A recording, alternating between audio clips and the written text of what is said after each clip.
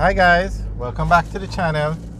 Today we are driving through Holland Bamboo. This is one of the most scenic places in Jamaica that you can drive through. You have Fern Gully on the north coast and you have Holland Bamboo on the south coast. Two very scenic places you can drive through. Okay, so Holland Bamboo now is located in St. Elizabeth. It's on the south coast of Jamaica, and when you're driving from Santa Cruz to Black River, you go through Lacovia, then Holland Bamboo, and then Middle Quarters. So basically, Holland Bamboo is between Lacovia and Middle Quarters, and it's a very scenic drive, very nice place.